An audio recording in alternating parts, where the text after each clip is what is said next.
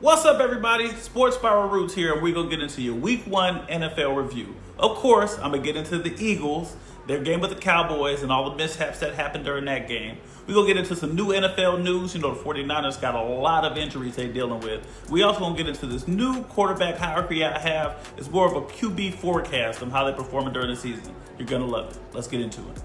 Out the gate, fly, Eagles, fly. Let's talk about that Thursday night opener. It started as pretty terrible as a game could start. Jalen Carter made a boneheaded decision, spit on Dak Prescott after Dak Prescott spit in the vicinity of him, as you can see from the video.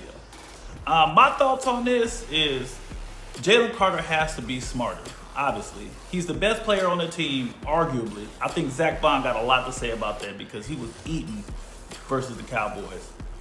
But Jalen Carter is the best player on the defense, and he has to be smarter than that. Yes, Dak baited him, but it worked.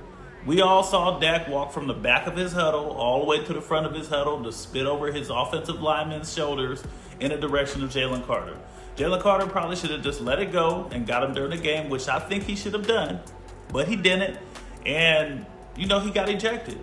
I don't think he should be suspended, though. I think that game is suspension enough, and I think the national audience has all come to a consensus that he was wrong, he shouldn't have done that, and we just need to move forward. The kid from Florida had nothing to do with anything that Jalen Carter did. Jalen Carter being out of this game actually helped the Cowboys a lot, and it hurt the Eagles. The Cowboys were able to control the line for most of the game. There was no pressure from the Eagles' defensive line, and Javonte Williams was actually able to run the ball very effectively between the tackles. And Dak didn't have the best passing night, but if he did, it was because Adoree Jackson was the one guarding the receiver. I'm talking about this man. I ain't never seen somebody give up so many passes in so many different jerseys. On the overall night, I gave the defense a C+ because they could have broken when Sanders had that long run down the sideline and Zach Bond chased him down, but they didn't. And they ended up getting a turnover, which was very good for the Eagles. That stop was crucial, as the last time either team scored was when Jake Elliott made that field goal. Overall, I gave that Eagles offense and Jalen Hurts a B+.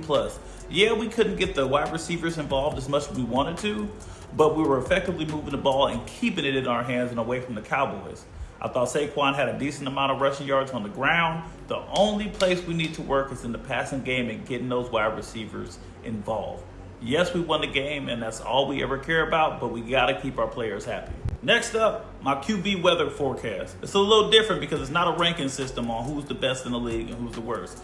This is a week-to-week performance type deal. So one week, you could be sunny at 75, and the next week, you could be in the eye of the storm. Sunny at 75, of course, we got Josh Allen, Lamar Jackson, and Jalen Hurts. I know Lamar lost his game, but he played excellent the entire night, and that's what we can ask for. The defense has to hold up that game, and Derrick Henry has to hold on to that ball. J.J. McCarthy being up here is amazing. He had a great game, especially in that second half. He didn't get flustered after that pick six. You got to tip your hat to him because he's a rookie, basically, and this is his coming out season. My partially cloudy tier, this is for those quarterbacks that had like an up and down week. They had a lot of good, but it was some bad. A lot of spectacular, but it was a lot of low moments. And Patrick Mahomes fell into that category this week because that Kansas City offense is not moving like it's supposed to. And then them losing Xavier Worthy, it's only going to hurt him. Joe Burrow is also on the partially cloudy. Yeah, he ended up getting a dub versus the really bad Browns team, but he only threw for, barely over 110 yards? That's not good considering you have Jamar Chase and you have T. Higgins on that outside, and they paid the entire offense. Now let's get into this thunderstorms warning tier. These QBs showed a lot of flashes of greatness, but these turnovers and the inability to move their offense is what landed them in this tier. You know we're going to start Tua Tagovailoa, boy. And I'm a Tua fan, but he looks bad. Some of his plays and some of the throws that he was making was stuff that even a first-year rookie wouldn't do. He's not alone out here, though. Jared Goff, without Ben Johnson, looks regular. He looks less, matter of fact, he don't even look regular. He looks bad right now. Hopefully, this is not a sign of things to come, and it's only the week 1 kinks being worked out. Another Alabama quarterback I hate to see here is my man, Bryce Young.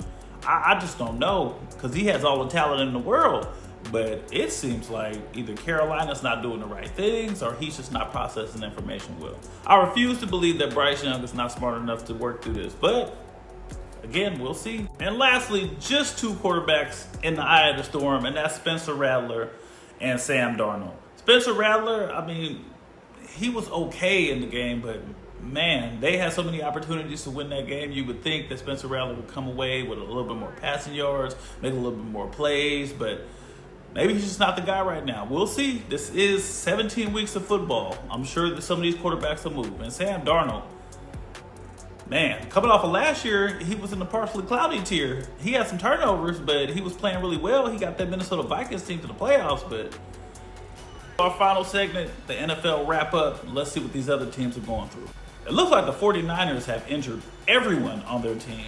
George Kittle, out for 4 weeks. Jawan Jennings, unknown status. They cut Jake Moody, rightfully so, after he missed all those field goals earlier this week.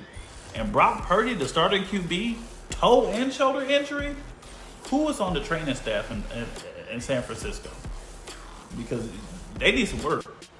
And Micah Parsons, in his debut with the Packers, was everything you could ask for. He got that monster sack at the end of the game. And after the game, he had a few choice words for the Cowboys. Super relief. I'm telling you, like, this last 6 months was super draining, super toxic for everyone. It's something that, I don't think no player should have to go through. I think players' fate should be decided earlier. I think the fact that I was traded a week before the season, it was really outrageous and rough. It's something where I could have been with these guys getting better and better.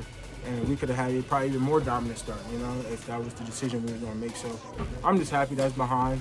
These guys embrace me. They believe in my talents. They believed in me, and I'm just going to give these guys everything I have because I know what's at stake. I know what they gave up for me to be here, and I'm going to do what it takes for us to win. All right, NFL fans, as always, fly Eagles fly. Gotta say that. Make sure you drop in the comments what grade you gave my Birds versus the Cowboys. Also, I'm expecting us to beat the Chiefs 24-17 next week. Dominant performance. And let me know in the comments where your favorite quarterback landed on the forecast this week. Make sure you hit that like button and that subscribe button. And make sure you come back and chill with me when we celebrate the victory, or we can panic together next week.